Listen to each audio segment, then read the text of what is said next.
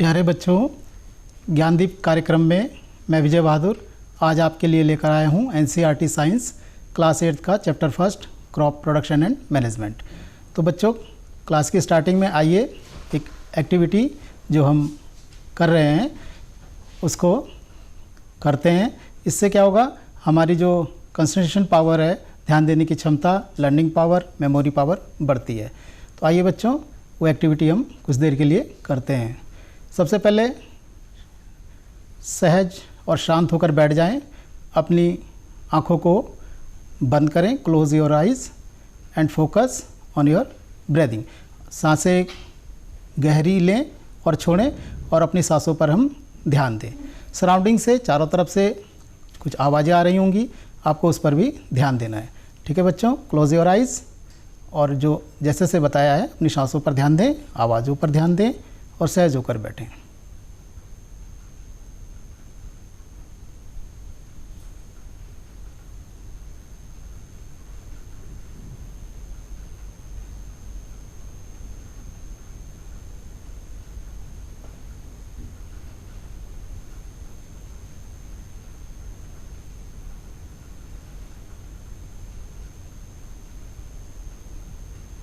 ठीक है प्यारे बच्चों, अब अपनी आंखें खोल लेंगे और ये एक्टिविटी हम थोड़ा ज़्यादा देर तक कर सकते हैं जब अपनी क्लासेस में।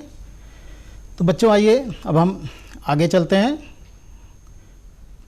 लास्ट टाइम हम एग्रीकल्चर प्रैक्टिसेस के बारे में सीख रहे थे, जिसमें हमने जो फर्स्ट स्टेप था वो preparation of soil and second step sowing, third step adding manure and fertiliser, और उसके बाद आज हम नेक्स्ट स्टेप पर चर्चा करेंगे, पढ़ेंगे और सीखेंगे।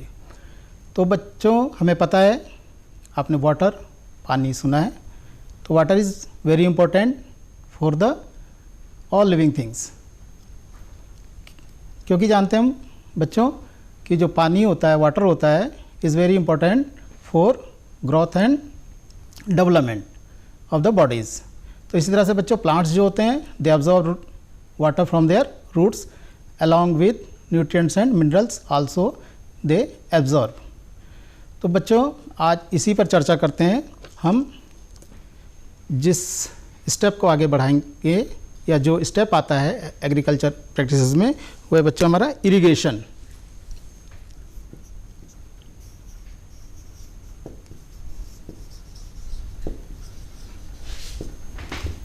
इरिगेशन मीन्स सिंचाई।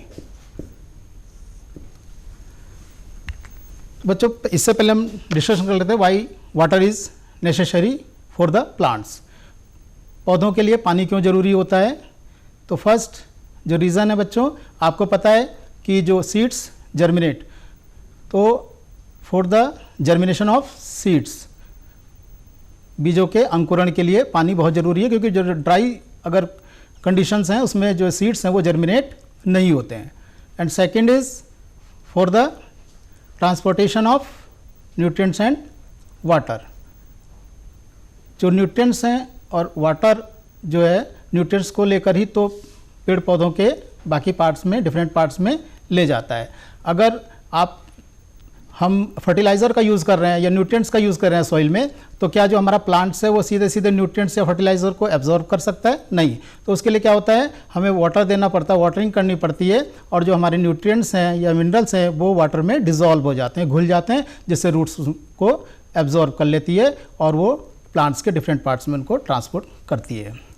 और थर्ड, इस तरह से हमने देखा बच्चों क्यों ज़रूरी है पानी,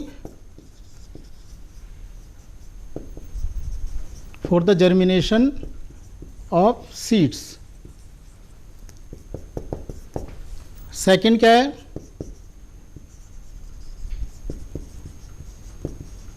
transportation of minerals, and third one is protection. इससे रक्षा करनी है, रक्षा करने के लिए किससे? Protection from frost. Frost means पाला, and hot air current. Hot air current means बच्चों, जब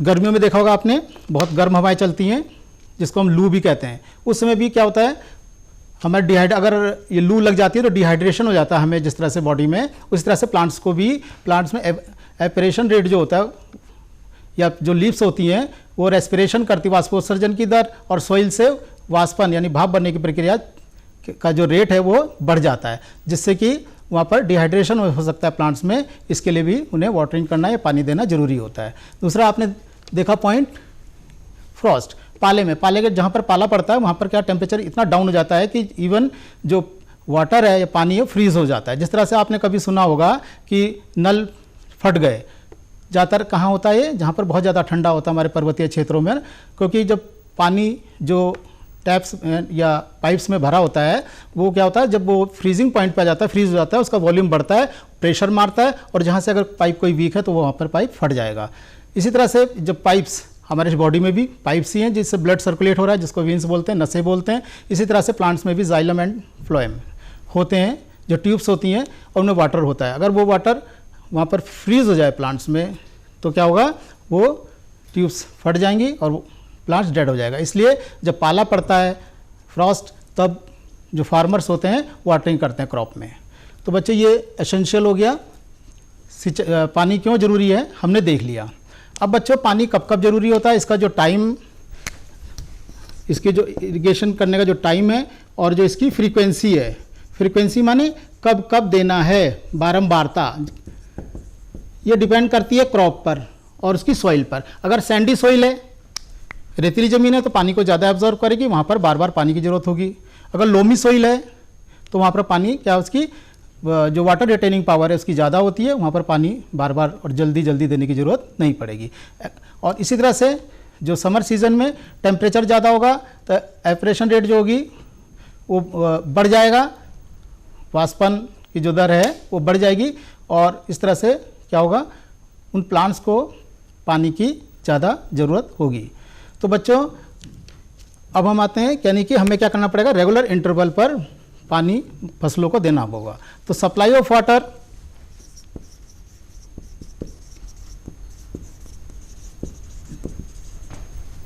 एट रेगुलर इंटरवल्स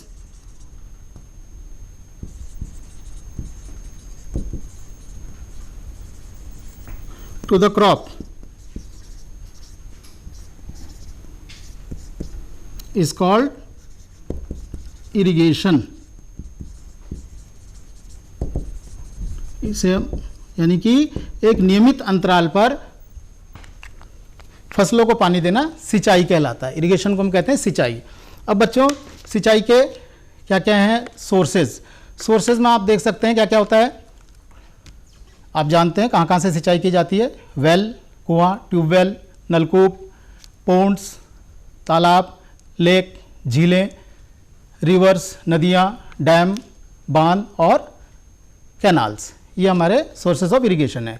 अब बच्चों जब सोर्सेज जो जितने भी आपको चीज़ें सोर्सेज ऑफ इरिगेशन बताइए, यहाँ से क्या करते हैं, पानी को, वाटर को लेकर फील्ड्स तक, खेतों तक पहुँचाया जाता है। तो उनके मेथड से पहुँचाने के कुछ मेथड ट्रेडिशनल्स हैं और कुछ मेथड जो है मॉडर्न है। तो आइए देखिएगा हम ट्रेडिशनल मेथड्स को देखते हैं बच्चों।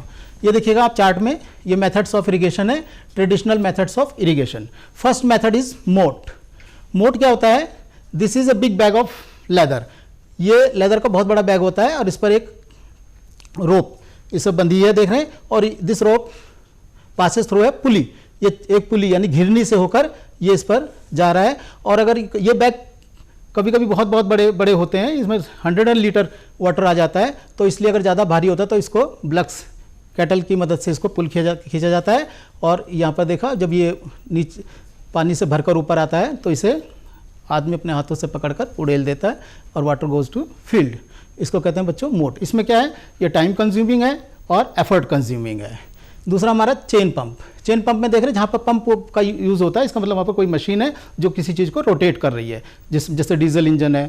तो यहाँ पर देख रहे हैं हम, यहाँ पर एक चेन ये रोटेट करती रहती है लगातार, और इस पर एक बड़ा सा कंटेनर बंधा हुआ है। जब ये कंटेनर नीचे जाता है फिर भर के ऊपर आता है और ये इस तरह से पानी अपना पावर हो जाता है। आइए इसको प्रैक्टिकल के माध्यम से आपको ज़्यादा स्पष्ट करता हूँ मैं। ये देखिएगा, जैसे ये चेन है और इस पर आप देख रहे हैं ये चेन है, इस पर एक कंटेनर बंधा हुआ। सपोज कीजिए this is a well, it's a well, एक ये कुआं है। अब ये देखिएगा, इसको किसी डिवाइस से, पंप से इस चेन को इस टाइप से रोटेट किया जाता है। तो ये जो इस टाइप से, और ये इसका एक एंड जो है इसमें पानी में पाउडर रहता है, डूबा रहता है।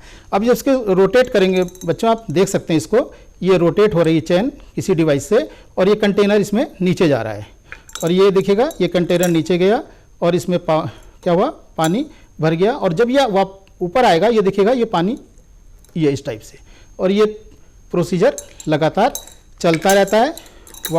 इसमें जो हमारे पास ये बकेट है, इससे पानी जो है भरता रहता है ये इस टाइप से, और ये लगातार ये पानी को, ये आप देखिएगा ये पानी यहाँ पर गिर रहा है, ऐसे जब नीचे आएगा पानी गिर जाएगा। तो ये जो एक ये डिवाइस है, इसी चेन पंप में इस टाइप से डिवाइस होती है। इसमें थोड़ा सा क्या होता है, इससे ज़्यादा टाइम थोड़ा कम लगता है, ज़्यादा से ज़्यादा पानी फील्ड तक जाता है। अब दूसरे थर्ड वन इज़ ढेकली। ढेकली जो होता है ये किसमें, जो लीवर होता है, लेवर सिस्टम में काम करता है। देखिएगा यहाँ पर वेट है, यहाँ पर फलक्रम है, और ये एफर्ट है। तो जब आपने इसमें बैरियर्स में भी देखा होगा, बहुत से बच्चों ने उसमें देखा होगा, जहाँ पर रेलवे गेट्स होते हैं वहाँ पे बैरियर लगे होते हैं।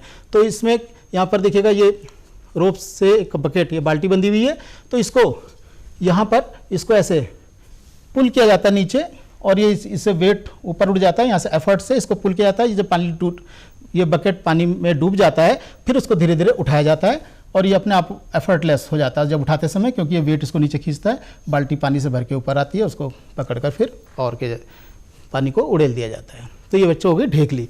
एंड दैट इज रहट। रहट भी जो है सेम, जैसे ये हमारा चेन पंप है उसी प्रिंसिपल पे है। ये जो है लेकिन इसमें कैटल से, यानी किसी जानवर जैसे बैल है, उससे इसको रोटेट किया जाता है। ये डिवाइस होती है इसमें रोटेट करने की, कुछ शैफ्ट लगे होते हैं जो रोट होते हैं, फिर इससे कनेक्ट होता है, और ये भी इसको भी रोटेट करते हैं।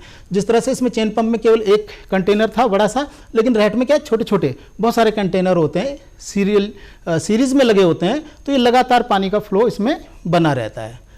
अब बच्चों नेक्स्ट इज हमारा है modern methods of irrigation. Modern methods यानी आधुनिक तरीके। उसमें क्या है, फर्स्ट इज स्प्रिंकलर सिस्टम। हाँ, एक बात ध्यान रखना, जो मॉडर्न मेथड है वो क्या करते हैं, पानी का बहुत ज़्यादा हमारी सेविंग करते हैं, वाटर सेविंग होते हैं इकोनॉमिकली, क्योंकि इसमें पानी का वेस्टेज बहुत कम होता है। But these are very expensive, लेकिन ये एक्सपेंसिव भी साथ साथ होते हैं। तो देखिएगा फर्स्ट है स्प्रिंकलर सिस्टम। स्प्रिंकलर सिस्टम में क्या होता है बच्चों, यहाँ पर आप देख रहे हैं ये वाटर सोर्स है, यहाँ पर वेल दिख रहा है, वाटर सोर्स है। वाटर सोर्स से एक मेन पाइप होती है जिसमें कि एक मोटर अटैच है, और इससे एक मेन पाइप होता हुआ ये फील्ड्स तक जाता है क्रॉप के बीच में, और इससे एक फिर पाइप अटैच होते हैं। जो पाइप का जो लास्ट एंड है वो वर्टिकल होता है, ऐसे खड़ा होता है, और उस पर क्या होता है, रोटेटिंग नोजल्स लाइक दैट, इस टाइप से रोटेटिंग नोजल्स होते हैं ये। ठीक है बच्चों। अब क्या होता है, जब प्रेशर से जो वाटर है फ्लोज इन द पाइपलाइन, तो इस प्रेशर से क्या होता है, ये जो नोजल्स हैं रोटेट करने लग जाते हैं, एंड वाटर इज एस्केप्स। इस टाइप से देखिएगा कैसे वो करते हैं ये देखिएगा मेरे पास ये स्प्रिंकलर सिस्टम ही है, और इसको मैं क्या कर रहा हूँ, ब्लो कर रहा हूँ, हवा में फूंक मार रहा हूँ। ये देखिए रोटेट कर गया। ये मैंने इसमें प्रेशर, हवा का प्रेशर डाला, यहाँ पर एक टर्बाइन्स लगी है जो कि इसको रोटेट कर देती है। तो जब इसमें भी प्रेशर से वाटर जाता है तो क्या होता है, ये इसको टर्बाइन इसकी मूव करने जाती है और ये रोटेट करने लग जाता है। तो इसको बोलते हैं स्प्रिंकलर सिस्टम। स्प्रिंकलर सिस्टम उन जगहों पे किया जाता है जहाँ पर अनइवन सरफेस होती है, सरफेस बहुत ज़्यादा ऊपर नीचे होती है, वहाँ पर इसका स्प्रिंकलर सिस्टम का यूज़ किया जाता है। और ये ऐसा लगता है जैसे कि क्या हो रही है, बारिश हो रही हो, looking as it is rain. तो ये स्प्रिंकलर सिस्टम। नाउ अगला हमारा है बच्चों ड्रिप सिस्टम। ड्रॉप, इसमें पानी को क्या होता है, water is fell drop by drop near the roots of plants. यहाँ पर इसमें सेम सिस्टम है बच्चों, देखिएगा यहाँ पर वाटर सोर्स है जहाँ से एक मेन पाइप, वैसे तो इसमें बहुत आप देख रहे हैं many devices are here, but आप इसमें मेन देखिएगा ये वाटर सोर्स है, यहाँ से मेन पाइप आया और ये फिर अटैच विद पंप, और इसमें फिर इस मेन पाइपलाइन से बहुत सी पाइप इसमें अटैच होती है। इन पाइप में जहाँ हम कुछ एक डेफिनेट डिस्टेंस पे या रेगुलर इंटरवल पर यहाँ पर टैप्स लगे होते हैं। ये टैप्स ऐसे होते हैं जिसमें ड्रॉप बाय ड्रॉप क्या आता है, वाटर आता है, और ये इसकी जड़ों पर या जड़ों के आसपास गिरता रहता है। इससे पानी की बहुत ज़्यादा बचत होती है। तो इस तरह से बच्चों हमने देखा कि ये हमारा जो था ड्रिप सिस्टम था। इरिगेशन के हमने मॉडर्न तरीके भी देखे और ट्रेडिशनल वे भी देखे। अब इरिगेशन के बाद देखा होगा बच्चों आपने, जब उसे पानी मिल गया फसलों को, क्रॉप्स को, तो उसमें जो होते हैं बहुत ज़्यादा घास, अनयूजुअल प्लांट्स उसमें बढ़ जाते हैं, या जिसे हम खेड़ भी कहते हैं, खरपतवार बढ़ जाते हैं, उनको हमें रिमूव करना पड़ता है। रिमूव क्यों करना पड़ता है? क्योंकि जो अनयूजुअल प्लांट्स होते हैं या अनडिजायरेबल प्लांट्स होते हैं, वो जो क्रॉप्स की जो प्लांट्स होते हैं, जो न्यूट्रिएंट्स हैं, सनलाइट है, एयर है और स्पेस है, जो उन प्लांट्स को मिलने चाहिए थे, उसको ये अनयूजुअल प्लांट्स भी लेते रहते हैं। तो जो ये अनयूजुअल प्लांट्स होते हैं, इसको हम कहते हैं बच्चों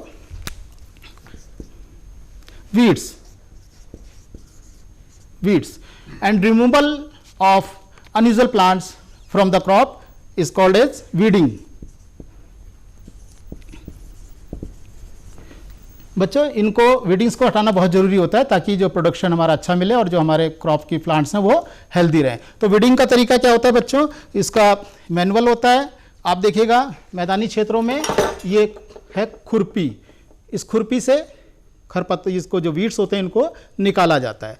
और या फिर हमारे जो हिल्स हैं, जो उत्तराखंड के जो भाग हैं, वहाँ पर देखा होगा आपने, कुटलू बोलते हैं इसको, इससे भी इसको वीड किया जाता है। ये है कुटली या कुटलू इसको कहा जाता है, इससे खरपतवारों को निकाला जाता है। और दूसरा फिर मशीन, एक मशीन हमारे पास होती है खरपतवार को या वीड्स को निकालने के लिए, जिससे उससे पहले क्या किया जाता है? टिलर भी कहते हैं, टिलर। तो ये जो टिलर होता है वो क्या करता है? उसको खरपतवार को क्या करता है? अपरूट्स कर देता है और वो ड्राई अप होकर सॉइल में मिलके उनके न्यूट्रिएंट्स सॉइल में चले जाते हैं। हैरो का भी इस्तेमाल इस वीडिंग के लिए होता है। और बच्चों ये तो हुआ जब बहुत कम खेत है, लेकिन अगर बहुत बड़े लार्ज स्केल पे क्रॉप उगाई गई है तो उसके लिए फिर क्या किया जाता है? स्प्रे किया जाता है कुछ केमिकल्स का, जिनको हम वीडिसाइड्स कहते हैं। तो ये देखिएगा आप, अभी आपको यहाँ पर दिखाया जाएगा, चार्ट में देखिएगा, ये स्प्रेइंग वीडिसाइड्स हैं और ये स्प्रे हो रहा है देखिएगा खेत में। तो ये 2,4-D डाइक्लोरोफिनॉक्सी एसिटिक एसिड इसका नाम होता है 2,4-D का, और ये स्प्रे किया जाता है। ये क्या करता है? क्रॉप्स के जो प्लांट्स हैं उनको नुकसान नहीं पहुंचाता है, और जो अनयूजुअल प्लांट्स हैं, वीड्स हैं, उनको प्रोटेक्ट करता है, रोक देता है। तो बच्चों ये हमें थोड़ा सा फार्मर्स को ये बताना होगा, हमें सीखना होगा कि जब हम सब ये स्प्रे करते हैं, क्योंकि केमिकल से ही हमें नुकसान पहुंचा सकता है, इसलिए हमारे जो है फेस कवरअप होना चाहिए, स्किन पर इसको नहीं लगना चाहिए। तो बच्चों ये जब हम इसको वीड्स को निकाल देते हैं, अब हमारा कुछ समय के लिए खेत को हमें छोड़ना पड़ता है फार्मर्स को। बीच बीच में अगर ज़रूरत पड़ती है तो इरिगेशन की ज़रूरत पड़ती है, तो उसको हम इरिगेट करते हैं, वाटरिंग करते हैं। और अब कुछ महीनों बाद देखते हैं कि जो हमारी फसल है वो मैच्योर हो गई, crop is matured. When crop is matured it is cut, और इसको कहते हैं, this process is called as harvesting. Harvesting means कटाई। और जो crop takes 3 or 4 month to be matured. तो कटाई के लिए बच्चों क्या किया था? 2 तरीके हैं। एक मैनुअल है जहाँ पर ये देखिएगा, जिसको हम कहते हैं सिकल, हंसिया। इस हंसिये से या दराती से, या हमारे उत्तराखंड में इसको कहते हैं दथड़ी, तो उससे इसकी कटाई की जाती है। दूसरा जो मशीनों से वाला होती है उसको बोला जाता है बच्चों हार्वेस्टर, जो हार्वेस्ट करता है। हार्वेस्टर से इसकी कटाई होती है फसलों की। आइए यहाँ पर देखते हैं हम,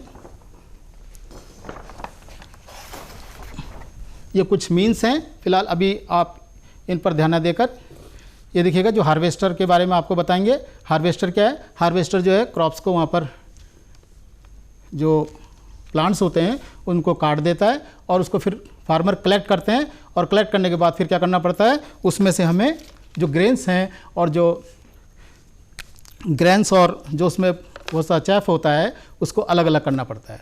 तो इस जो separating grains from the chaff is called as threshing. इसको हम थ्रेशिंग कहते हैं, थ्रेशिंग करना।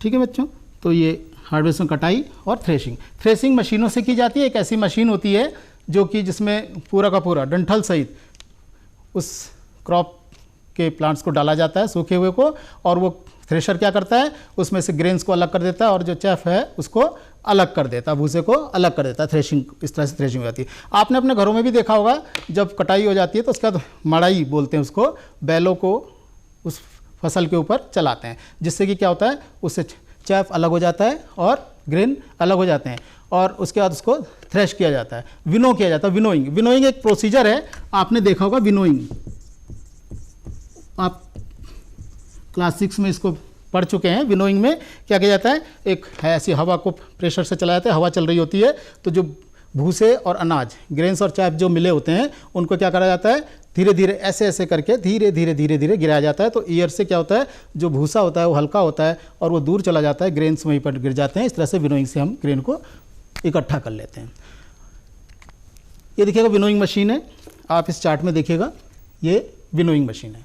विनोइंग मशीन में यहाँ पर जो वो भूसे और दाना मिक्स पूरा का पूरा जो होता है उसको यहाँ से डाला जाता है, और एक हैंडल यहाँ पर देख रही है बीच बीच में, ये फैंस है, यहाँ पर फैन लगा हुआ है, और एक हैंडल की हेल्प से इस फैन को मूव किया जाता है, रोटेट किया जाता है, चलाया जाता है। तो इससे क्या होती है, हवा निकलती है, जो हवा ब्लो करती है प्रेशर से, तो जो भूसा होता है हल्का होता है वो उड़कर दूर चला जाता है, और ग्रेन्स इस यहाँ से हमें नीचे मिल जाते हैं। इस तरीके से ये विनोइंग मशीन हुई। अब बच्चों, जो हमें अनाज मिल गया, उसके बाद हमें ज़रूरत पड़ेगी किसकी, उस अनाज को सुरक्षित रखने के लिए उसके स्टोरेज की।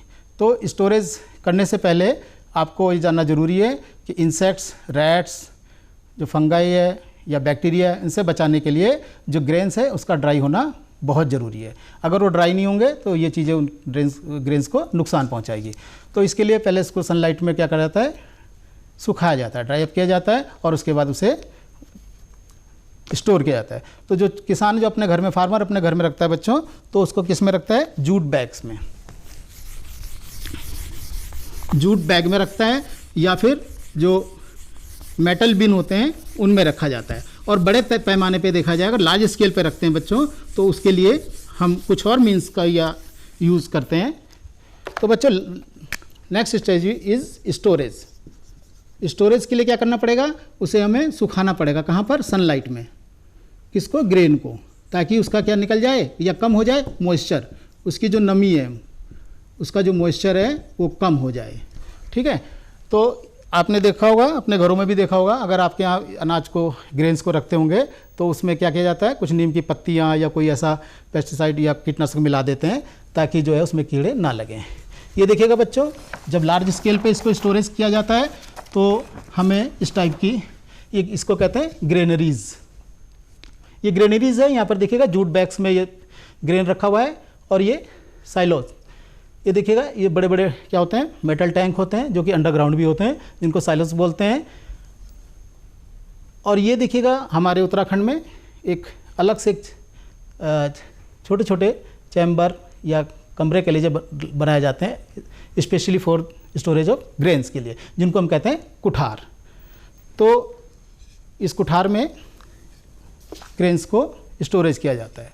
तो बच्चों, इस तरह से ये हमने देखा, हमारे जितने भी एग्रीकल्चर प्रैक्टिसेस थे, इसके स्टेप्स, इससे पहले हमने प्रोटेक्शन फ्रॉम वीड्स था, ये भी पढ़ा, और इससे पहले आपने देखा कि जो है वीड्स से हमें प्रोटेक्शन के लिए क्या ज़रूरी है, और इरिगेशन, इसके मेथड्स, इसके ट्रेडिशनल मेथड, और लास्ट में स्टोरेज।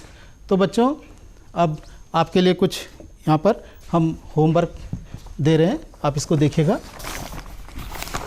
ये है question number 1, write a paragraph in your own words on each of the following. First है preparation of soil, sowing, weeding and threshing. Question number 2, give reasons for the following. Excess water supply can damage drops. अगर पानी ज़्यादा दे दिया जाए फसलों में तो वो क्रॉप्स को डैमेज करेगा, क्यों। Grains are not stored without sun drying. बिना सन ड्राई के, बिना सुखाए हुए धूप में ग्रेन्स को हम स्टोर नहीं करना चाहिए, क्यों। Over use of pesticide should be avoided. अगर पेस्टिसाइड का ज़्यादा यूज़ करेंगे तो उसे हमें अवॉइड करना चाहिए। और ये आपके लिए प्रोजेक्ट वर्क है, try to find out the changes that have come about between modern and traditional farming practices. Modern और ट्रेडिशनल प्रैक्टिस में जो चेंजेस हैं उसको जो है हमें उसके बीच में जो try to find out the changes, जो चेंजेस है उसको फाइंड आउट करने के लिए हमको देखना है कि मॉडर्न और ट्रेडिशनल फार्मिंग प्रैक्टिसेस में क्या क्या चेंजेस आए, उसको आपको फाइंड आउट करना है। Second project find out about organic farming, जो ऑर्गेनिक फार्मिंग है उसके बारे में हमें जानकारी करनी है। Learn about the activities involved and the characteristic of plants grown in organic farming. और जो हमारी इसमें क्या find out about organic farming, organic farming क्या है। तो बच्चों इस पर ऑर्गेनिक फार्मिंग पर थोड़ी सी चर्चा कर लेते हैं। आपने मीडिया में या बहुत सी जगह सुना होगा कि हमारे उत्तराखंड में जो एग्रीकल्चर प्रोडक्ट्स हैं उनकी डिमांड्स बहुत ज़्यादा है। बड़े बड़े शहरों में एग्जीबिशन लगती है, छोटे छोटे पैकेट्स में जो विशेष तौर से पल्सेस दालें वो एक अच्छे दामों में वहाँ पर बिकती हैं, यानी कि उन प्रोडक्ट्स की बहुत मांग है। क्यों? क्योंकि लोग आजकल अपनी सेहत को लेकर, अपनी हेल्थ को लेकर बहुत ज़्यादा अवेयर हो रहे हैं, बहुत जागरूक हो रहे हैं, उन्हें अपने हेल्थ की चिंता है। वो चाहते हैं कि हम ऐसे प्रोडक्ट्स का इस्तेमाल करें जिसमें कि कम से कम फर्टिलाइज़र, केमिकल फर्टिलाइज़र और केमिकल्स का यूज़ हुआ हो। तो हमारे उत्तराखंड में आपने देखा होगा ज़्यादातर क्या होता है, ऑर्गेनिक फार्मिंग की जाती है, जैविक खेती होती है, जहाँ पर फर्टिलाइज़र का बहुत कम यूज़ किया जाता है। तो एक हमारे लिए बहुत अच्छी बात है कि आपकी जब पढ़ाई पूरी हो जाए तो आप ये एग्रीकल्चर की ओर भी इसमें एक बार सोच सकते हैं और इससे एक फ़ायदा होगा। आजकल आपने देखा कोविड-19 के कारण भी बहुत से हमारे आपके बड़े भाई या अंकल इस टाइप के बहुत से लोग अपने गांव में वापस आ चुके हैं। आप उनको बता सकते हैं कि ऑर्गेनिक जो हमारी फार्मिंग है, एग्रीकल्चर, इसके क्या फ़ायदे हैं, इससे क्या क्या। पहाड़ों में अभी भी बहुत खेत खाली पड़े हुए हैं, अगर उन पर हम लोग एक ग्रुप्स में समूह बनाकर मेहनत की जाए तो एक बहुत अच्छा उत्पादन हमें वहाँ से मिल सकता है और हम जो है अपने व्यवसाय के क्या बन सकते हैं, मालिक बन सकते हैं। इसलिए बच्चों जो है एक बहुत अच्छा फ्यूचर या भविष्य हमारा खेती से जुड़ा हुआ है। आपने एग्रीकल्चर में आपने बहुत से इसकी जो हमने स्टेप्स देखे हैं, बहुत कुछ सीखा है, तो आपको भी मोटी मोटी बातों का इसमें पता चला है और आने वाली कक्षाओं में आपको इसके बारे में ज़्यादा जानकारी मिलेगी। और जिन बच्चों ने ये कार्यक्रम नहीं देखा है, आपके साथी छूट गए हों या फिर आपको इसमें कोई चीज़ समझ में ना आई हो, आप इसको दोबारा देखना चाहते हैं, तो आप डीडी उत्तराखंड के यूट्यूब से इसे दोबारा देख सकते हैं। अपने साथियों को भी आप ये बताइएगा। धन्यवाद।